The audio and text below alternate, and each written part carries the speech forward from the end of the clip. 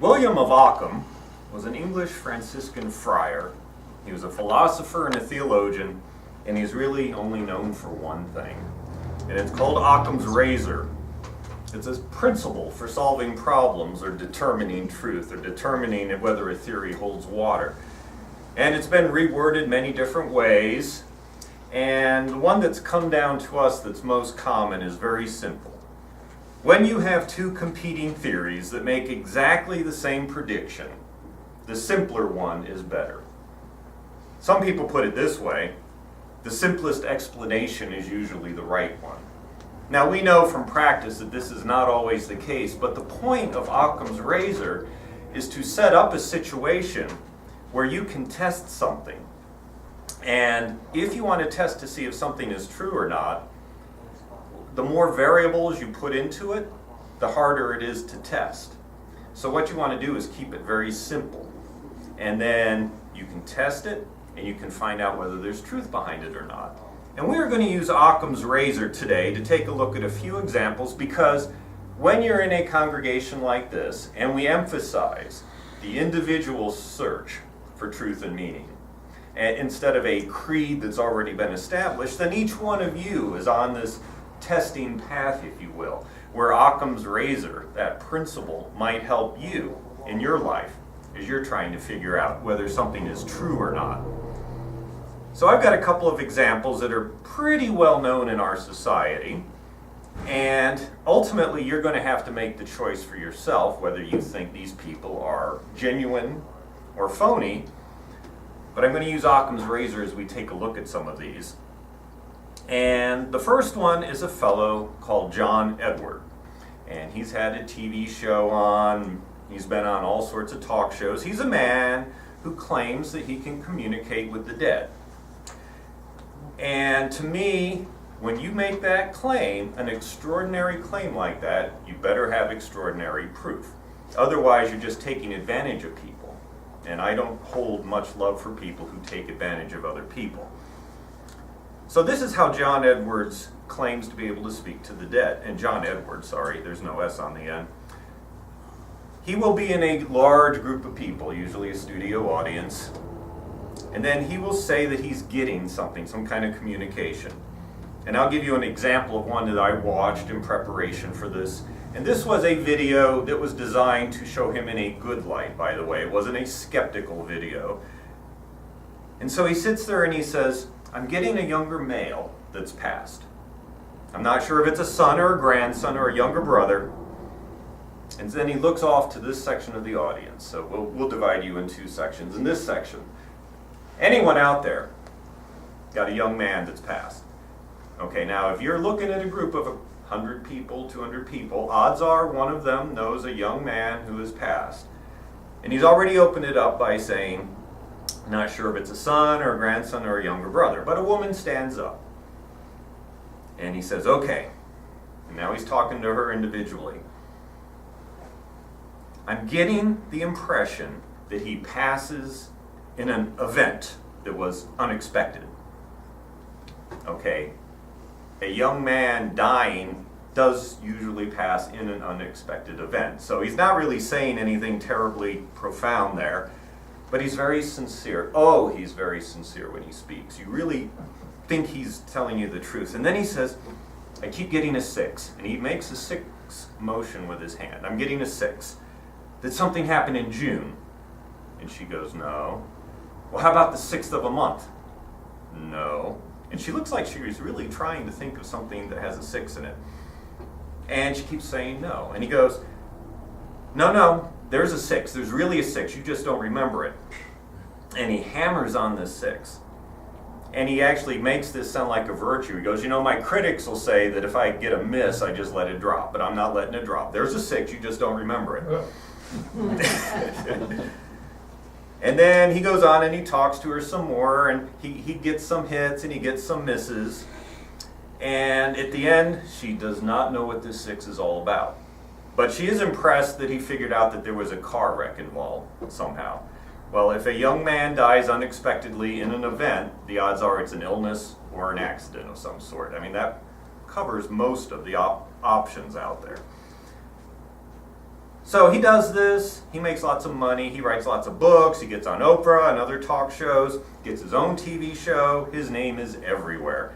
And one of my close friends swears that this guy is genuine, and this is a guy who's not normally gullible, not normally the sort to take to things without evidence, but he went to one of these shows and he swore this guy could pick something out that was really unusual. So we'll now take a look at this, and we'll use Occam's razor. And I cannot say with absolute certainty that John Edward can't speak to the dead. I don't know. But I can say this. If he can speak to the dead and communicate to you who may have lost someone, then you have to believe the following. You have to make these assumptions. First of all, you have to believe that there is indeed life after death of some sort. 2, you have to believe that the dead can actually communicate from this other state, to at least John Edward, if not to you. 3, they have to be able somehow to give a visual representation in his mind, or a mental image, of an actual digit, a 6, because he keeps doing this. So clearly he's seeing a 6. 4, these dead people whom you love can't speak to you, but they can speak to John Edward. So there's something special about him. 5, they knew where John Edward was going to be when he did his show, and you would be there, and so they could physically be next to John Edward somehow to talk to him, to talk to you. And I'm not being facetious. You have to believe this if you believe John Edward can speak to the dead. 6, they communicate in a way that does not require a physical body, or sense organs, or a brain. They're not verbalizing things because they have no mouth. He's getting it in his head somehow in a way we don't understand. So there are 6 really earth-shattering assumptions you have to make if you believe John Edward can speak to the dead. And they may be true, because I don't know. But using Occam's razor, we can assume those things and try to test those things, or we can assume that Edwards is a phony, or that somehow he believes these things to be true, but he's deceiving himself. I mean, those are the 3 main options. You may come up with some other ones. We could assume that Edwards, for instance, is a skilled showman. He is a skilled showman. He puts on a good show. You believe he is sincere. You believe he cares about you, and you believe he's talking to someone that you loved. I mean, he does a good job. I'll grant you that. But he also asks a whole lot of leading questions, and he uses what's called cold reading techniques that magicians can use to simulate a lot of the stuff he does. That doesn't mean he's doing it, but other people can do it a different way that doesn't involve speaking to the dead. He certainly makes a lot of money about it, or doing it, I'm sorry, and he may be lying about his abilities, he may be scamming the grieving. So which explanation is the simplest? Well, it's simple to say he's a fake. That doesn't mean that's true. So you have to test it. Now, if you are searching for truth and meaning in your life, then the first thing to do is try to test the thing you can test most easily. How would we put John Edward to the test if he could really speak to the dead? How could we get rid of some of these variables and determine the truth or falsity of what he's saying? Well, first of all, you could reduce the size of the audience considerably. In fact, you could put him in a room and put 4 people around him in 4 different directions, so that when someone is claiming to speak from the dead and gives him a direction, he only has one person that he has to deal with, not a group of 200 or 100 that might say, yeah, I know a young man that passed. We know from his demonstration that he can get a visual or mental understanding of digits. The number 6 keeps coming up. We also know that sometimes he gets a name that begins with a letter, and he'll just say, I'm getting something with a B. If the dead can communicate to John Edward, and they can do letters and numbers, then they can spell words. And we don't have to go with, I'm getting a name that begins with a B. They could give him a B-O-B. It's Bob. I mean, they could do this because he says they can do this. But that's not how it works. So it'd be fairly straightforward to put them in a situation where you remove some of the variables and say, these 4 people have all had people die. Talk to one of them in clear, unequivocal ways without asking leading questions. Let's see what the dead have to say to him or her. And that's not how the show works. You also have to make sure that he hasn't done any research on these people, that he doesn't have background information that he's gotten from, say, private investigators or people in his production team who do research. I mean, there's all sorts of variables you have to eliminate. And maybe he can speak to the dead, but he hasn't performed under those circumstances. Certainly not that I'm aware of. But we can take this a step further. This is a story that happened to me. I foster dogs. And you also know I went to Afghanistan for a year. While I was in Afghanistan, I was still in communication with the people in my animal rescue group. And one of the dogs that I had fostered had been adopted out just before I deployed, had run away and gotten away from the people who had adopted her.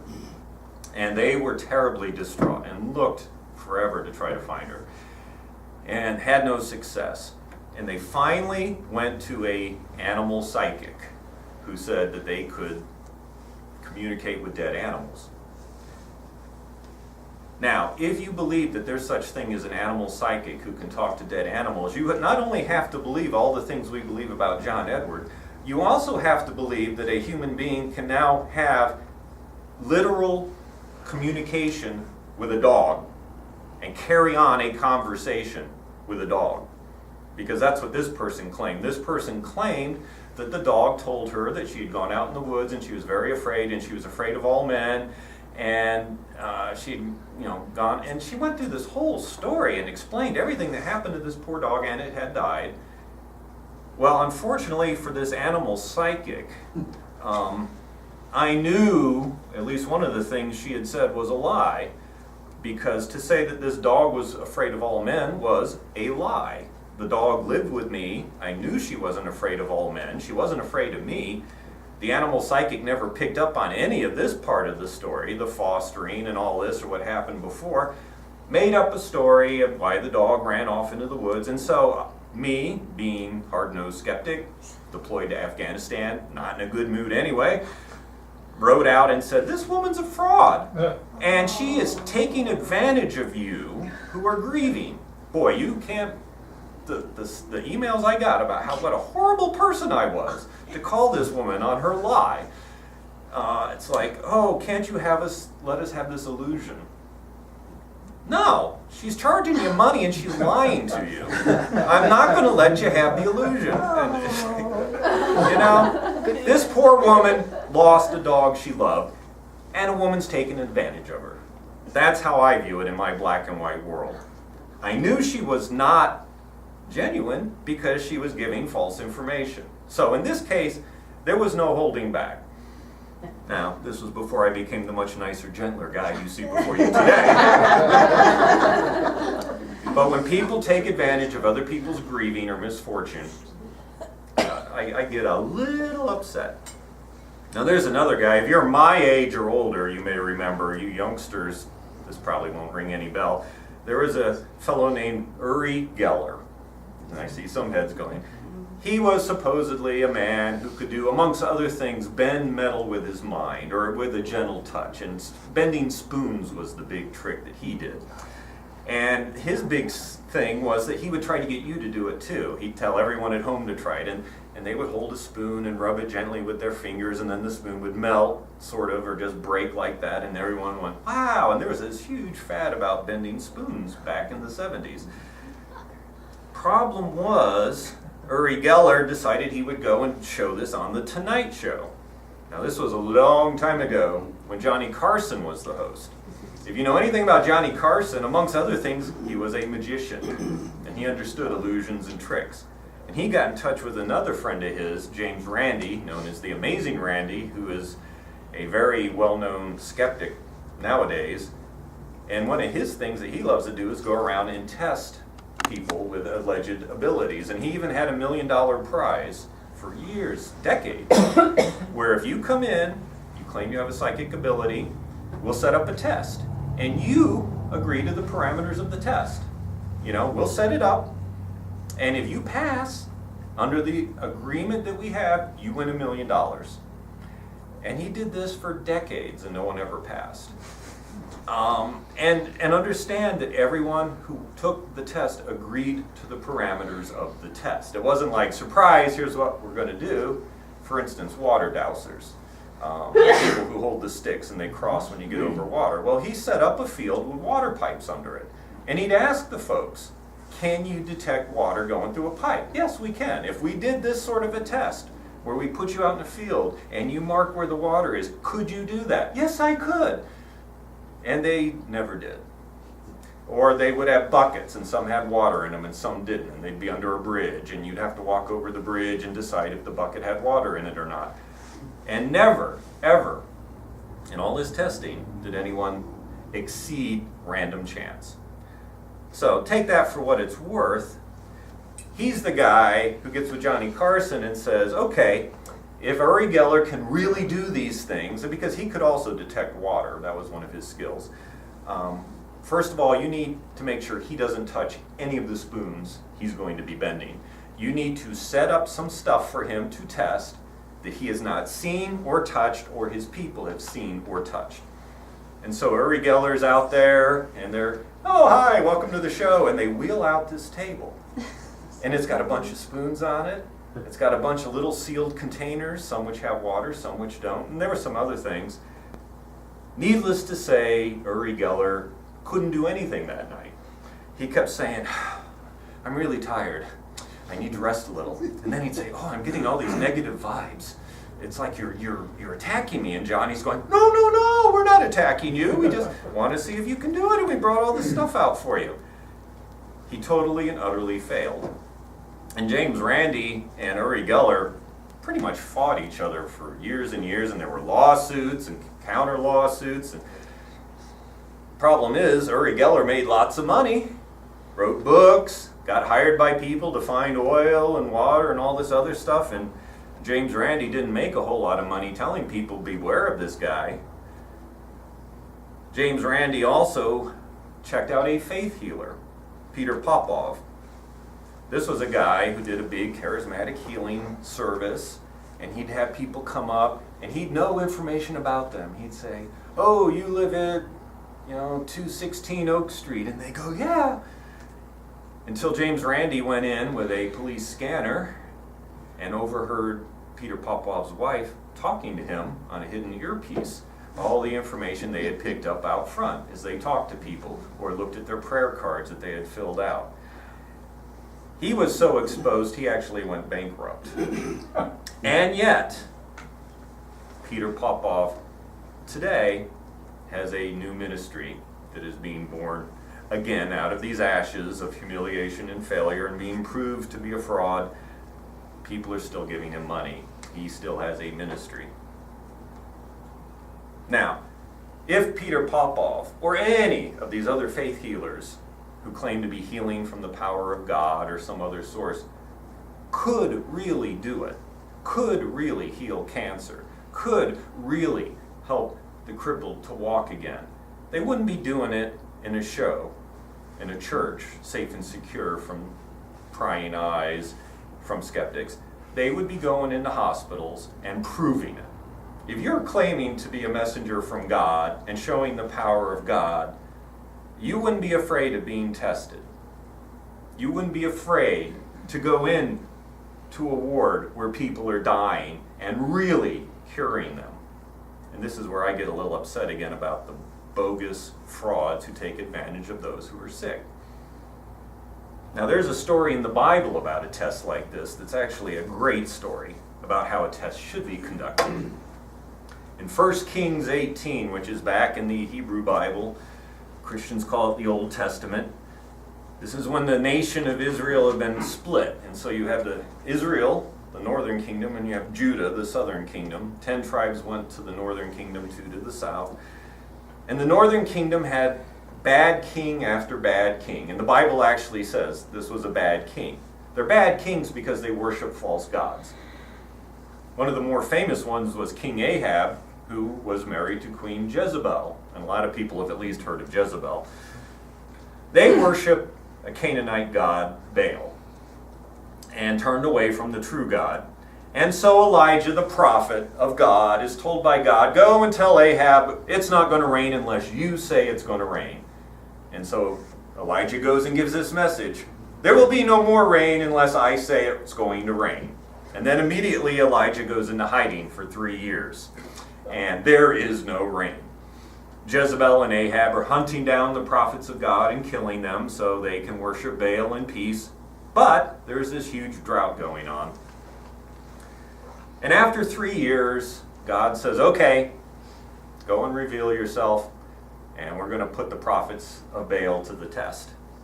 And so Elijah goes back out, and he says, I am the only prophet of the Lord here. There are 450 prophets of Baal. Let's have a test. We're going to see which God is real, once and for all, right now. No more screwing around. Go get 2 bulls, we're going to do 2 sacrifices, and we're going to see which one really pleases God. So, he tells the prophets of Baal, pick which bull you want to sacrifice. You get the pick. Then I want you to kill the bull.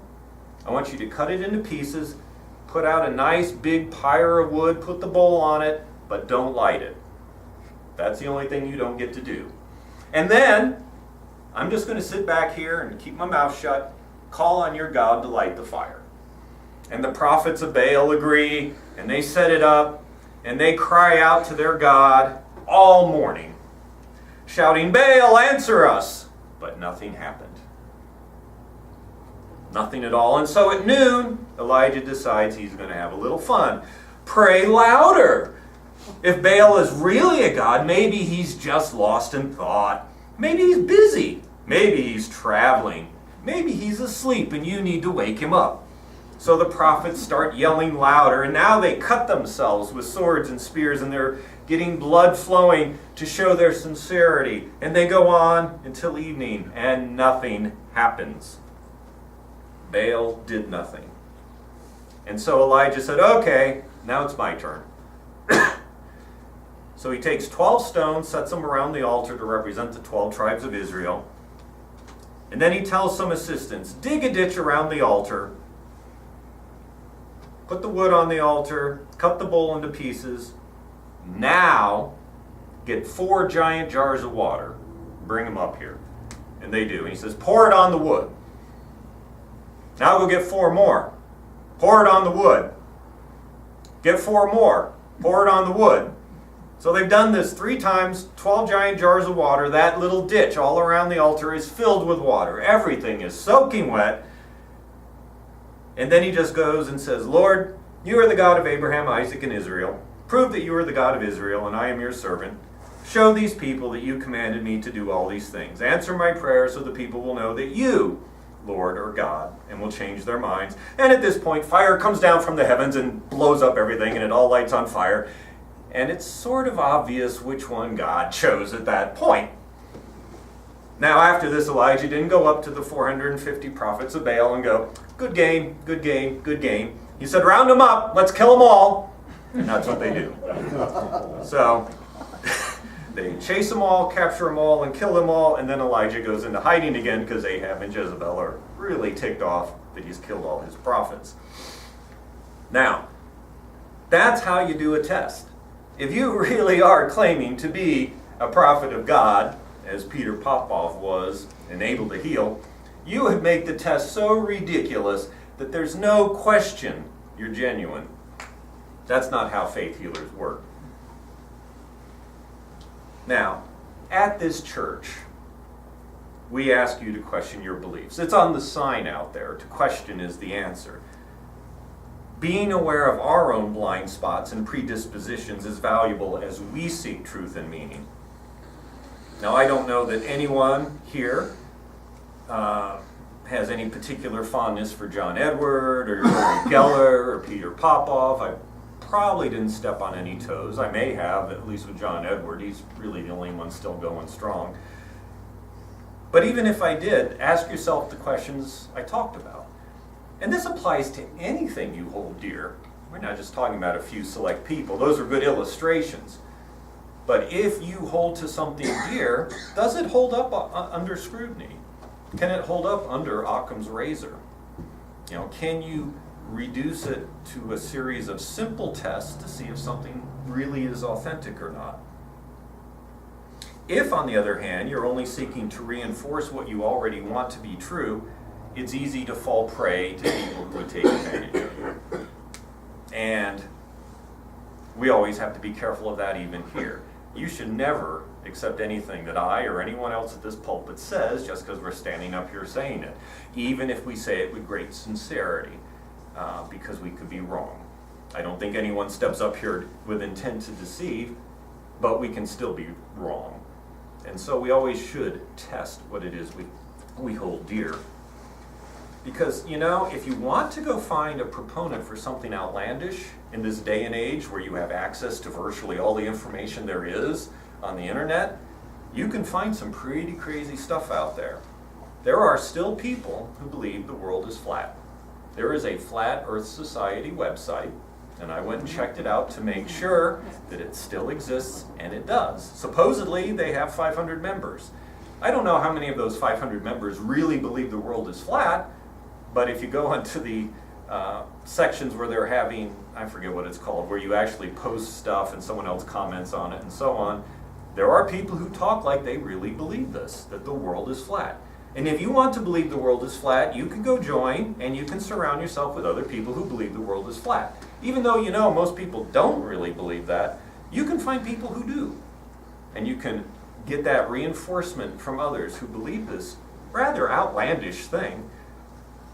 Because if you believe the world is flat, think of all the assumptions you have to make. Back to Occam's razor again. You would have to believe that we have not been to the moon, that that was all fake. That all these satellites we allegedly launch and orbit the Earth, these satellites that provide us the TV and the internet capabilities that we use to go to the Flat Earth Society webpage, those are all fake. That the airline routes, when you fly around the world, or halfway around the world, or whatever, and you fly up there and you see the curvature of the Earth, all of that is somehow a scam. And that those things don't really happen. Ships that sail around the world really aren't sailing around the world, and all those sailors on the ship are somehow being tricked by somebody because the world's really flat.